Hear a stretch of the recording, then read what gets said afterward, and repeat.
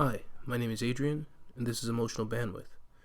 Now, for the past 3 weeks, I had been doing a primer on the beginnings of this series of Emotional Bandwidth, where it kind of summarizes everything that's going on.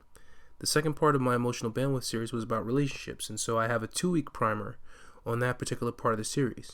As always, if you want to hear any parts of this in depth, you can just explore the episodes I have on Instagram, YouTube, or Facebook. Anywho, let's begin. So the first point about healthy relationships and emotional bandwidth is a healthy relationship is 3 parts.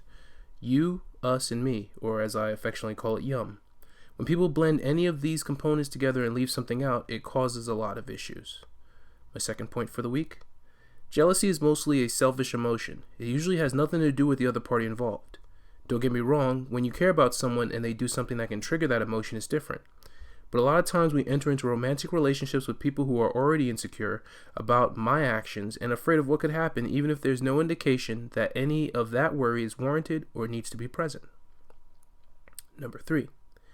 I talk about passion a lot, but I believe it is the essential essence of our relationships and the universe in general. When with someone, we have to work at being passionate and intentional with whatever we do and for our partner.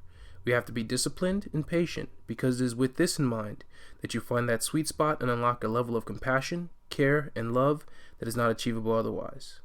And my last point for this week, you have to approach romantic relationships with the intent to give your all. You can't receive a person's ultimate love without giving yours. Oftentimes, due to past experiences, we hold back in fear of being hurt and rejected. You can't cheat the system. If you don't give it your all, you can't expect it from others.